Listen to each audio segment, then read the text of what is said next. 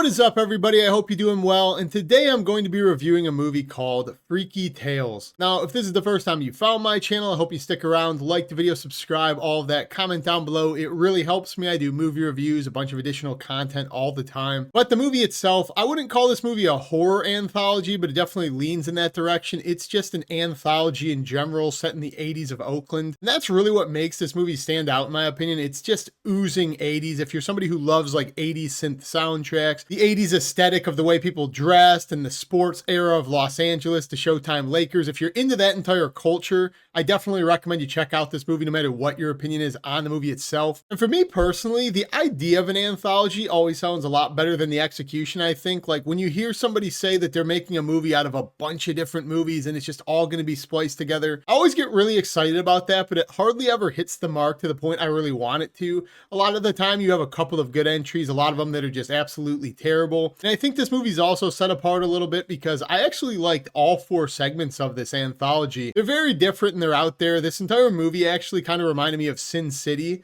Sin City mixed with Scott Pilgrim, the way it's structured with the stylistic like comic art they're going for blended into the realism of it. I don't know how they managed to get all these people, but it has an absolutely packed cast. It's got Pedro Pascal, Ben Mendelsohn, the late Angus Cloud, rest in peace, Ellis. So there's like 5 to 10 really big name actors and actresses in this movie. Again, I don't know how they really got this for such a under the radar anthology movie, but I'm here for it. So just off of that description, if you want a star-studded movie that's based in the 80s, an anthology, kind of leans into horror, but it's more like weird sci-fi, just trying to be out there, definitely recommend you check this one out. But as for the anthologies themselves, there's 4 different chapters, and the first chapter is basically these neo-Nazis trying to take over a punk rock club. The second chapter is a rap battle between these 2 girls and this famous artist named Too Short. Third chapter of the movie is about Pedro Pascal, and he's like this enforcer for the mob, and he goes to a video store, things get really weird, not going to tell you where that one goes. Then as for the fourth chapter, it's about this guy who's a basketball player, and for the most part, it's kind of like Kill Bill. And starting off with the first chapter, this is what sets the tone for this movie, how kind of weird and quirky it is, but I really enjoyed it. It was actually my favorite chapter of this movie. So the movie follows these 2 young kids who are kind of in love, you can tell, but they're not really actualizing it. And they hang out at this punk rock club that gets attacked by neo-Nazis.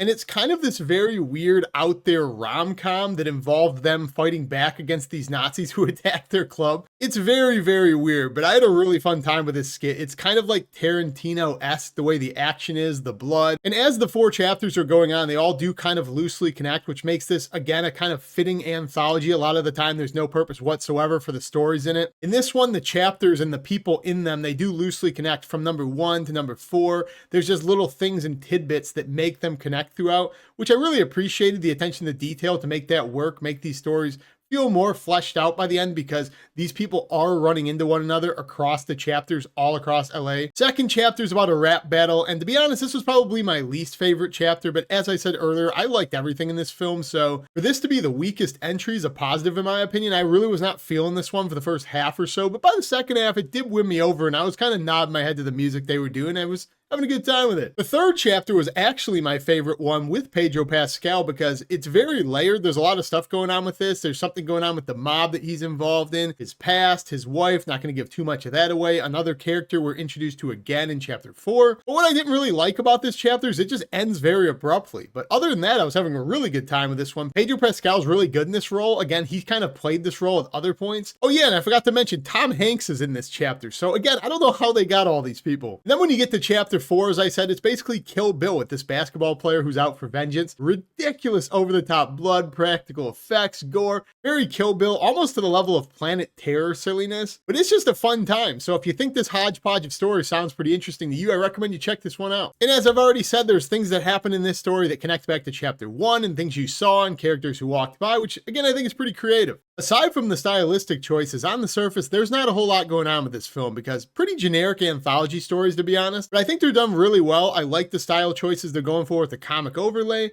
And in general, I just really liked the dialogue to this movie. Again, very simple stories, but I really like the way people converse, very witty dialogue, some of the creative choices for how they push scenes in this. So I think that's what sets this movie apart and made it so enjoyable for me. I think it really captures that 80s aesthetic, fun dialogue between these characters that are fairly memorable, which is very rare for anthologies in my opinion, given the fact you don't get to spend too much time with them. But just describing these stories to you in this review, very distinct characters, very distinct stories that made all of these different characters and stories stand out and feel unique. As a bundle, they work together as well because they do have similarities as they cross chapters at certain points. So if you're somebody who's really into the 80s aesthetic, that whole time period, or anthologies in general, I recommend you check out Freaky Tales. It's one of the better ones. So have you guys gotten around to checking out Freaky Tales? If you have, comment down below. Let me know what you think. Did you think it was as good of an anthology as I did? As always, if you're new to the channel, like the video, subscribe, join me down below. I love talking movies with you, but I will see you in the next review.